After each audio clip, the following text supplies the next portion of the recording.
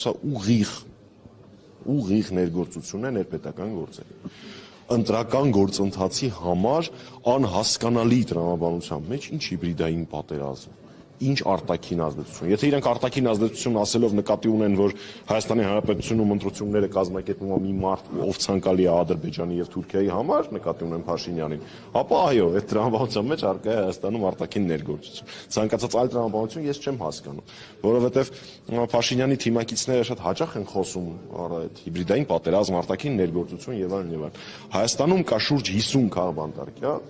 որոնց եւ մեզ ներառյալ անդադար փորձում են մեղադրել ինչ-որ արտաքին կապերի հետ կապված, բայց նշվածներից ոչ մեկի նկատմամբ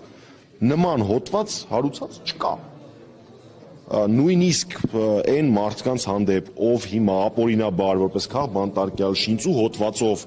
անազատության մեջ են, նույնիսկ իրանց համար կարվել են այլ հոդվածներ, իրանց համար չի գրվել որ արտաքին ներգործություն եւ այլն։ Սա կետ 1, Փաշինյանը տենց էլ չի հասկանում, որ ինքը այլևս ծախու խմբագիր չի, ինքը չի կարող հանդես գալ օդում կախված լուրերով եւ այլնով եւ այլնով։ Եթե Հայաստանում արկա են բացի իրենցից իհարկե արտաքին այլ երկրների գործակալներ, իրենք ունեն ամբողջ ուժային համակարգը, քննչականը, ԱԱԾ-ն եւ այլն, մի հատ էլ հակահետախուզություն է ստեղծել։ Եվ ես չեմ հասկանում այդ օդի մեջ անիմաստ կրակելու տրամաբանությունը, սա մեկ։ Երկրորդ արդեն անդրադառնալով մեր եվրոպացի գործընկերներին, իմ համար անհասկանալի է, որ մի ռեժիմի, մի վարչակարգի, որը քաղբանտարկյալներ է պահում, ոստիկանական բռնաճնշումներ իրականացնում, դատական համակարգն է ուզուրպացրել, իրավապահ համակարգն է ուզուրպացրել, մի հատ էլ իրանց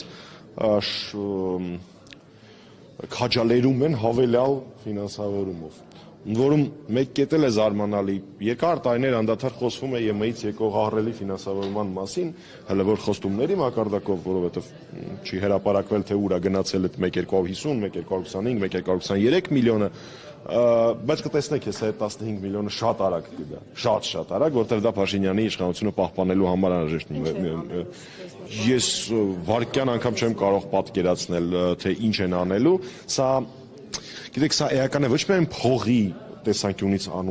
ուղղակի ներգործության տեսանկյունից, այլ նաև ակնհայտ է դարձնում այն փաստը, որ հետագայում Փաշինյանը ինչ ուզի անելու է այլախոհների նկատմամբ, ընդդիմադիրների նկատմամբ, եւ դա փաթեթավորելու է, որ արտաքին ներգործություն եւ այլն։